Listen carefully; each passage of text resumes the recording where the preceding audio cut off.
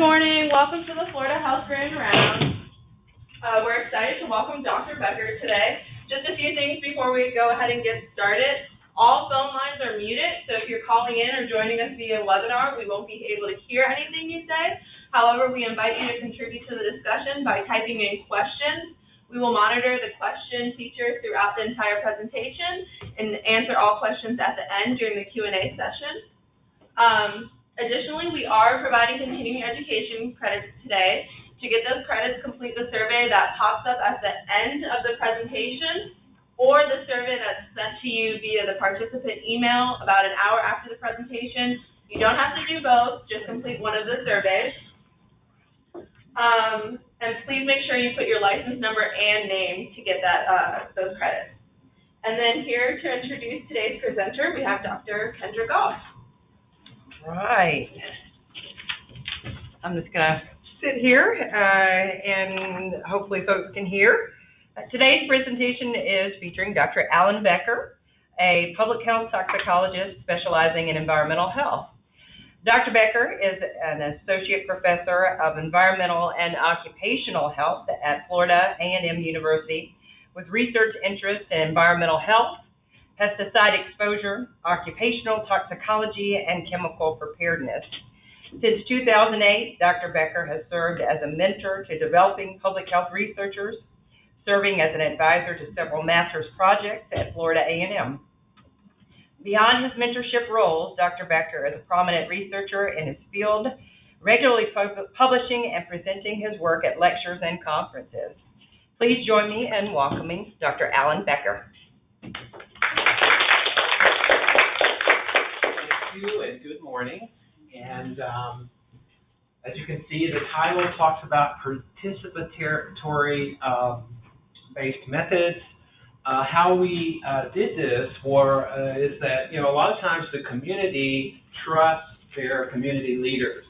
And so what we did is we went in with a toxicology curriculum and we trained community folks first. And then they in turn train the residents. A lot of times when you go into these communities, the community leaders are the historians of the hazardous waste site. They've been working with it for 20 years. They know all the history. They know everything that goes along with it. Anyway, what we're going to discuss today is we're going to talk a little bit about the community, and we're going to also talk about pre-test, post-test learning games that we measured and evaluation. And I'm going to summarize the site. It's very complicated for me even to go through many public health consultations, also risk assessments, and to figure out what's going on. So I had to make a little table here.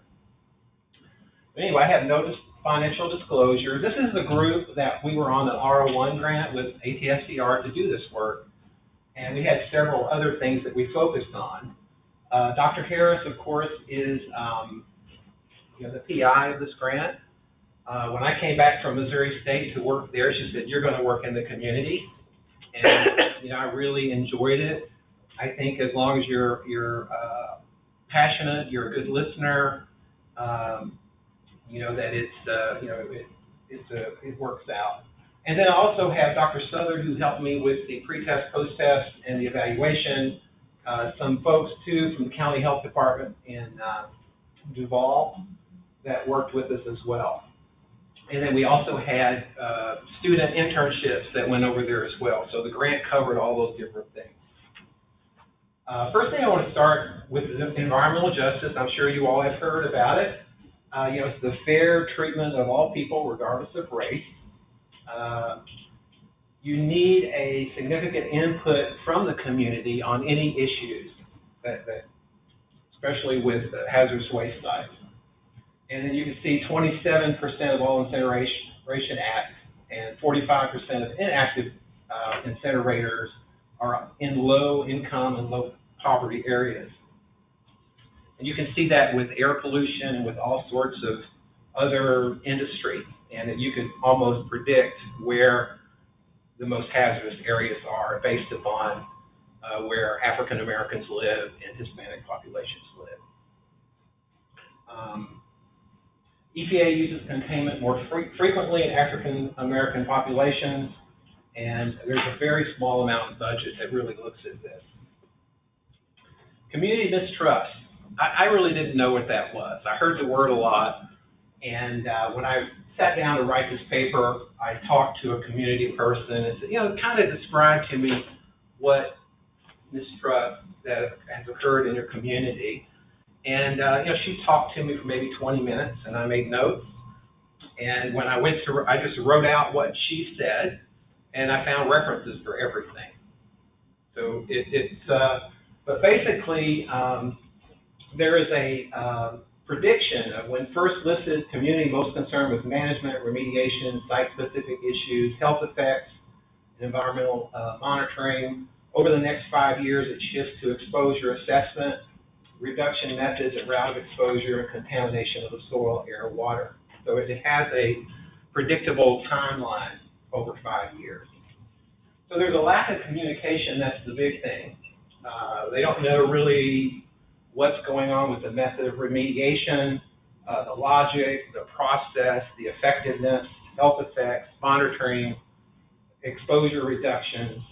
And in one of the cases, they were concerned because workers would be removing soil and they would go into local restaurants with muddy boots. So they were concerned about them spreading contamination to the restaurants. And they were concerned about contaminated playgrounds. And so we attempted to kind of help with the communication. If anyone's ever been to an EPA meeting, it's basically very formal. There's no community presentation. There's a question and answer, but it's basically, here's what we're going to do, here's how we're going to do it. We'll see you in a few months. We got some money, we're going to work on it. And one example I have of mistrust really would just take a little communication. There was a blind put up, and it was put up because they were doing soil sample, and they were afraid that it would blow, that it would blow in the air. So they put it up to block that. Well, the community thought they were blocking so they couldn't see. So really, all it took was just a little bit of communication for them to say why they were using, the blocks to block the air to keep the contamination from spreading. So sometimes it takes just a little bit of communication to do that. And this is from some of the health consultations. There was a dump or a big pile of contaminated soil that children were playing in and tunneling in. And some of the levels are pretty high for lead. No trespassing. These boots are actually, I just found muddy boots as a picture. This isn't actually the muddy boots at this site, but I just put that to illustrate, walking into a restaurant like that from working in a contaminated site. So maybe, the people who are doing the remediation maybe need more training on some of, on how to conduct themselves and, how to do that. But anyway, there's also community stressors in these communities that can be, stressors related to economic, social stressors, poverty, discrimination, crime, malnutrition, substance abuse, leading to premature mortality, vulnerability, residential location, neighborhood resources. So there's a lot of issues here. Pre-existing conditions, increased absorption due to malnutrition and some of the other things. So the community has a lot of stressors going on anyway. And then here, this is the sites that we're referring to, and I've just listed them around Stump. This in Cleveland Street, Forest Street, Incinerator, and Lonnie Miller Park. And some of the background here is, first there's some dumps where the ash was stored, and then you have, when the incinerators were working, it was released in the air, and some of that, of course, made it to the soil. But when you're looking at any kind of risk assessment, it's difficult because you don't know how much was in the air at the time the incinerators were operating. And plus, the reason some of the homes are being remediated is the city gave ash to residents to fill low areas. So there's actually ash that was taken to the home, to the properties, and put there. So anyway, and then this is a map of where these sites are. Zip codes: 122,280. The population: 71% African American. 73% of the properties built before 1978. 29,000 families, and 43% of the children live in poverty in this area. And so when you look at vulnerable populations, you're very concerned with children and older people and chronically ill people. Obviously, if your kidneys or your liver is not working properly, you're not able to detoxify as readily. So it can be, and then, young kids, I think I left that out. But children, they create more cells. Their brains are developing up to, I think it's in their 20s is when the brain is finally developed. You have more rapid cell mitosis because the organs are growing and there's a lot of growth going on. So it's much more vulnerable to the kids. And here is the sites and the contaminants of concern. You can see, we have arsenic and PAHs, and those all sound awful. These are all probably in the top 10 of ATSDR's contaminant list. And then what I did, and I know this is a little confusing here, but I went through the health consultations and sort of highlighted some of the toxicants of concern and some of the interventions. And basically, the interventions involve removing soil and replacing with clean soil.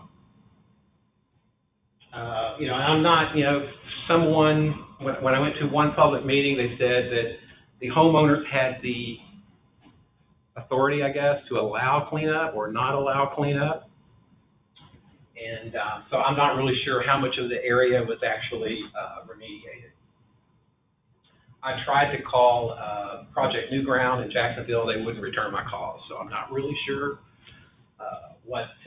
where they are in their remediation. Because I read that they were going to be finished this year, and I'm not sure. Maybe that hasn't been posted yet. But you can see mostly, cover area that exceeds 400 parts per million, remove 6 inches of soil. So it's mostly remove and replace. And then there was a couple of areas in there where there were children that were tested for lead. But you got to remember, when you test children for lead, that is a snapshot. So that child would have had to be contaminated, or within a certain amount of time for that to show up. But what was cleanup on lead levels is kind of where I focused, because there was some really high levels of lead in some of the areas, especially in the flooding areas, 5,000 parts per million. Children tend to play in those areas. If you ever visited, there's a railroad track that leads down to the Moncrief Creek, and kids tend to play in that area. And so you can see some of these levels are very high, and you can see for every 1,000 parts per million, blood levels are increased 1 to 8 micrograms per deciliter. So it does translate, if they get soil on their feet, bring it home, they're bringing some into the home. And the EPA cleanup level is at 400 parts per million. These are the cancer risks that were estimated. You see 0 to 1 case per million for arsenic, PAHs, and PCBs. And then cancer risk in water, 0 to 1 per 10 million. You can see the others. Now, to put this in perspective, how many people did we say were in that area? It was less than 1 million, wasn't it? So if you're looking at 1 million, if you only have 120 or 200,000 people, those rates are going to even be lower because you don't have 1 million in the population. And then if you look at the National Cancer Institute, there's 445.7 cancers per 100,000 in the general population. So adding a cancer case 0 to 2, you can see it's not a huge number. It's very difficult to find significance when you're dealing with those small numbers. So, the cancer risk was low. There was no place in the reports where I found levels, but I did see some verbiage where it was a bit above what they would expect in background. So it was pretty low. And then what you're concerned about with these cancers is mixtures. And these, at the top there, you got body responses by mixtures. And so you have all the chemicals, you got PCBs, and all of these mechanisms, which if you look below, metabolism, receptor binding, endocrine disruption, oxidative stress, immune system suppression, those are things that lead to cancer. So I put a check by the chemicals that we were concerned with. You can see they have a lot of metabolic actions that may lead to cancer. So, you have to be concerned with mixtures. So you can't just use that one before where it's 0.2 per million, because sometimes mixtures can be higher than their equal amounts. There's an additive, and I know some of you have heard of this, or you can have another chemical that's added and it's 10 times more toxic. So we don't really know what kind of effects we're getting from these mixtures. So anyway, this was basically the outline for the grant. We worked with the Duval County Health Department. Again, we had environmental medicine training, which hopefully next year we'll be coming out with a paper for that. And then we also had a model, CalTox. I'm currently trying to find a modeler. There's a lot of new techniques on risk assessment, and all the data from the sampling from EPA is available online. And so I'm thinking about trying to find a modeler to help out with the risk assessment. And then we also, we had interns that went over there. You see the community train the trainer and the awareness. So that's the areas that we focused on. So anyway, community-based participatory research is shown to be effective in African American communities. The transfer of expertise and empowerment across the community and the academic partnerships. So you design, deliver, do intervention, strategy, and do all those things. And then I mentioned before how we train the trainer. And then we also provided, when we went over there, question and answers to the community. And, they really appreciate that when you can get in front. They ask you a question, and you do the best you can to answer it. And, a lot of times with agencies, you have to go through communications and craft everything. But anyway, we had some really good questions, too. And then these are the programs that were involved, the Community Environmental Toxicology Curriculum, which was basically a notebook and a presentation together. And environmental medicine training, which we developed a booklet for the physician and training guide. And then the internship program. And then these are the community, local, and state, federal partners that we all worked with. Some of these Duval County Health Department worked with. Some of these we worked with. And then there were state and federal partners as well. So you can see the list of everyone that was involved. And we had monthly meetings, sometimes more often. And then this is kind of how we approached it. We identified the problem, tried to do that. It took a while to put everything together. Development of the team, learner characteristics through the community, the interactions that we used, the pilot testing, and then the evaluation. Here's the children's vulnerability. I should have had that up there. But here's some of the things that happen. They have rapid cell division, developing organs, larger surface area than adults, They drink more water, eat more food, breathe more air per body weight than adults. Less than 5 years, absorb more lead, nutritional deficiencies, and then, of course, they play close to the ground. And then this is kind of how we set up the modules.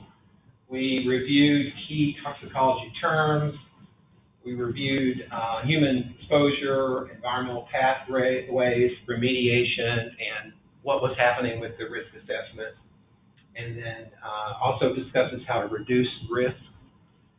One thing we didn't include in here were behavioral issues, and I'm working on another draft of the training, and we're going to include that. And then we also had fact sheets for all the contaminants. If you read the paper, I gave the side of ATSDR for the contaminants because it would have been, 500,000 words if I'd put everything in. So anyway, and then we also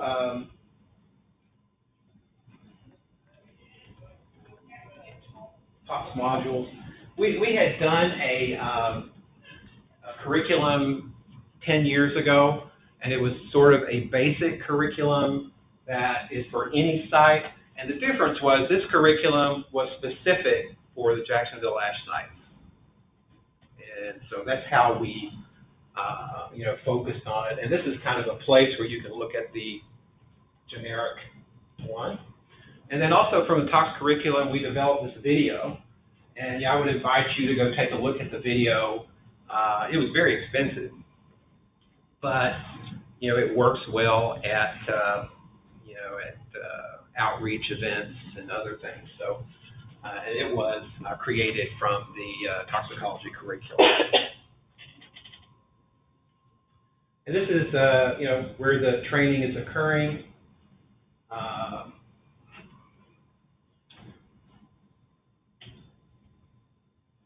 These are some of the pre-test and post-test questions. Of course, I can't go through all these, but what is a toxicant? Talk a little about lead, arsenic, exposure, and then we would do a pre-test on that, and then we would do the training, and we'd do a post-test to see what the learning gains were. And you can see with the community residents, we had a 24% learning gain, and with the community leaders, we had a 47% learning gain, where they were scoring better the second time than the first time. I left the statistics out. I hope you all don't mind.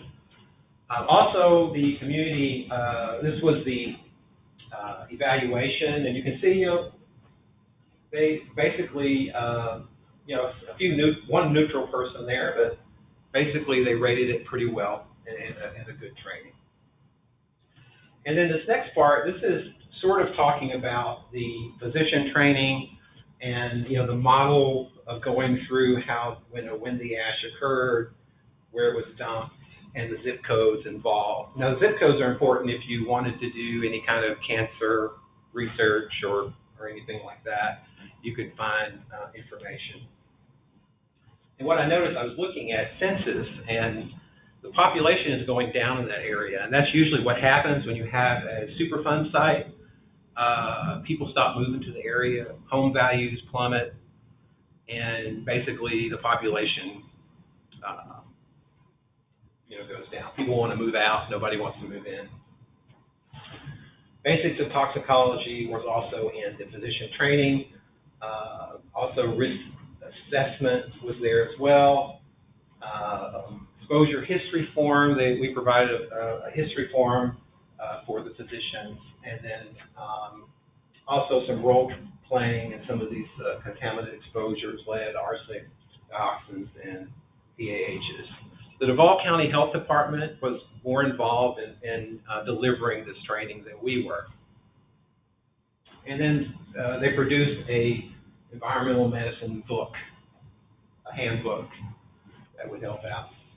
Some of the issues that I had with the community is that they would go into their doctor's office and they would talk about maybe they worked at Fairfax and was exposed to arsenic, or maybe they feel like they were exposed somewhere, and the physicians didn't have anything to tell them or wasn't versed in environmental health.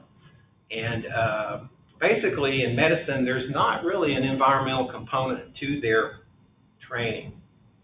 And, they're busy with a lot of other things, but this was an opportunity to kind of introduce a physician training and guide for them. And that should be coming out probably sometime next year. We also did an internship program for public health students that would go over there. There's a student that's sitting there that helped us out with the training. And then there was, this is Duval County Health Department. The students were involved in community public health outreach as well. I know there's a new term for outreach. What is it? Somebody told me that they don't, Dr. Lopez told me they don't use outreach anymore. They use another term, but I don't know, I still use it. And then they did fairs as well, and they would take this movie that we made and also show that at fairs. And then just to talk a little bit about the 3 types of environments to consider in the ASH site, we're concerned about water, soil, air, home, work, skin, lungs, by mouth to the body. The personal environment, do you smoke? Obviously, you're going to take in more contaminants if you smoke or your diet's not good. Socioeconomic environments increase exposures to contamination due to low income, race, sense of community, and other things. And so there was, soil was looked at in the health consultation, surface water, contaminated groundwater, but it was shallow groundwater. The area receives city water, so there was no real exposure from water as far as drinking water, which would be like a direct exposure. And then you're also concerned about the complete exposure pathway, which you have known contamination, you have movement of it, there's a place where you come in contact with it, and then it enters your body. And this was an illustration that I used, that if you have contaminants in soil, you're going to have a source, contaminants in soil, exposure from eating, digging, breathing, dust, soil, absorption, potential risk. If you remove the soil, you have reduced risk, or close to no risk, because you're not being exposed to what is in the soil. So removing it and replacing it accomplishes that. There's limitations to predicting risk and exposure and outcome. You don't have exposure information related to air when the plant was operating. You have a large range of contamination in the soil, anywhere from 200 to thousands. So risk assessment, generally you work with one value to look at risk assessment, but you have an unpredictable risk, really, because you don't know what the value is at a particular area. And then the contributions from community stressors, difficult to do a dose response and exposure assessment, and difficult to do a medical assessment. Remediation, so there was a paper I looked up on Bunker Hill lead cleanup, and this is tested, community-wide cleanup recontamination within a year. So if you don't do a community-wide cleanup, you recontaminate the areas that you decontaminated. Now, at this site there were higher levels, but it's interesting. Lead exposure: 40% dust, 30% community soil, 30% neighborhoods. So people tracking the contamination around town and into their homes are bringing contamination within their homes.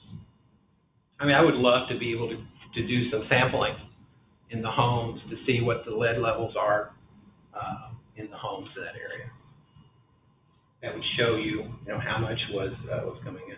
Also, erosion of clean barriers. When you make that 2-foot barrier, what happens when flood comes in and washes that barrier away? It recontaminates, right? It recontaminates. So you have to have some kind of erosion-clear barriers so that it won't be recontaminated. Flooding and drainage improvements also reduce contamination. The Jacksonville site is very low-lying, prone to flooding, and so there's an opportunity there for recontamination. At this site, they maintained, repaired erosion. They inspected to see if any of the erosion was occurring and there was recontamination. They also had a lead intervention program where they went door to door with a nurse and an environmental expert to follow up lead levels greater than, at the time I think it was 10, but now probably greater than 5. It would be a good idea to go by and see. You could tell why they're being exposed and how they're being exposed by taking samples in their home and looking at their behaviorals and where they could have picked up that contamination. So not all of it is from dust and paint.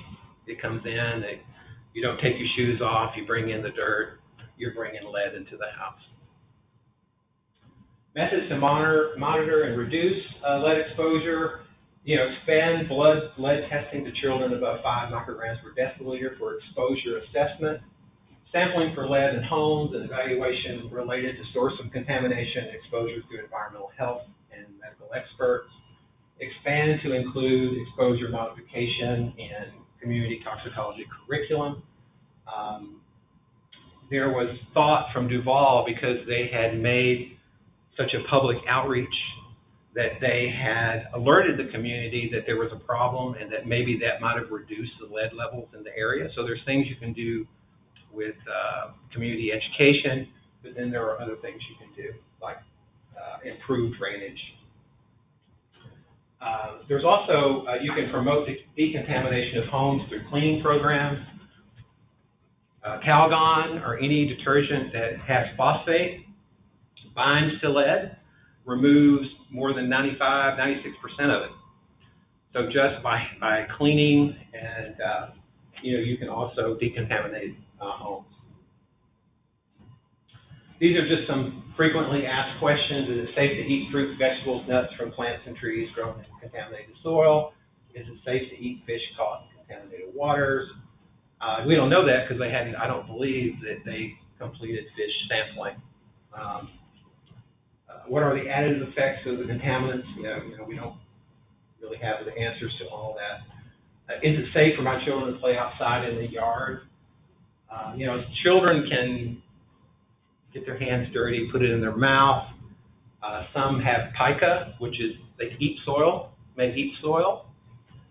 So that's hard to answer as well. Will the cleanup procedure create any health problems? It shouldn't if they're following proper procedures and they're trained properly. But anyway, I invite you, if you have any questions, just email me. And on my objectives, I had, what could physicians do to become more involved in environmental issues? There is a Physicians for Social Responsibility that are heavily involved in environmental issues. That's a place to start.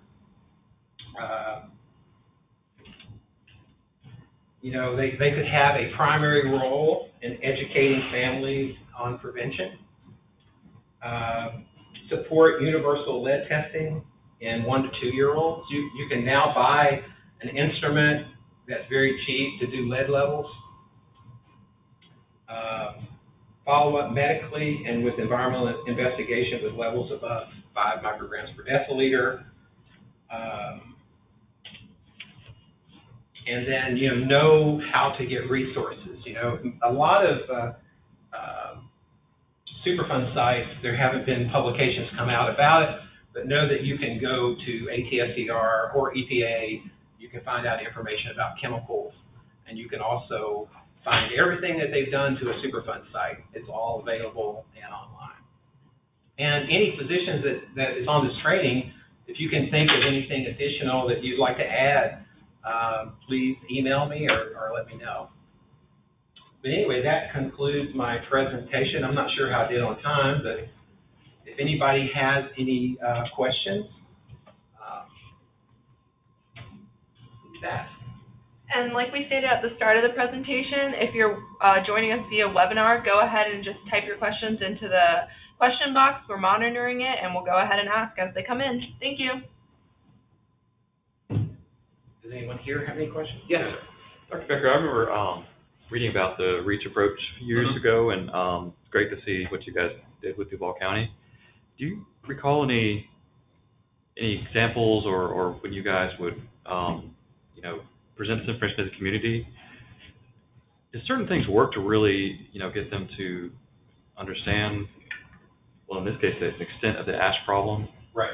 and what they can do? Because I think I would be overwhelmed if I hear that, this stuff is everywhere. Right. What in the world am I going to do about it? Right, exactly. I think that the approach that we always took that worked well is that the formal meeting not going to work. It's just, you can have like a health fair where people can walk around and look, but whenever we held meetings, they're very informal. You do a lot of one-on-one. Sometimes you can set up a meeting and there's the trickle-in effect. And so you just kind of go with the community and what works with them. And, that works. And you get a whole lot of more information, if you do it that way. So sometimes, having a microphone and getting up and being formal, it's not a good way. They tend to clam up and not say anything because they're, I think that they feel like they're being talked at. Say, we're going to do this. We don't really care what you say, but we're going to do this. That's not what they're thinking when they present. But I think the informal way is the best way. And have a group, have 3 or 4 people that can kind of help monitor that. And, so I found that if I could go over, really I'd only need an hour, but I'd be there 4 hours. Because, like I said, everyone wouldn't come at the first hour because they may work or, they can't leave their job at that time or they're coming at lunch. And so, or do it in the evenings, have them vote on when they want to do it, provide them your information so they can call you if they can't make the meeting. And so those sort of things. And just communicate everything with them, what you're doing. Like that screen thing. That's just such a simple thing to explain, but when it's not, you got 2 different sides of it. I didn't jump into it because it's too late. We have a question coming in, and they want to know if there are any resources or information you could give regarding contaminants in the Tallahassee or Leon County area. Well, Don Axelrod and I did a lead screening of water fountains and cafeterias. We're hoping that schools will use some sort of filter to where that's not an issue anymore. Tallahassee, there's other issues associated, I think, with Cascades Park. I haven't worked in Tallahassee with those issues, but if anyone wants to call me to tell me of some issues that's occurring, that's how we find out. Someone calls us and says, hey, we heard what you did over in Jacksonville. Can you work with us? And so if you know of a site that you're concerned with and you want to tell us about, tell us. We don't have a lot of money, but, we pay for things out of our pockets at times to get things done.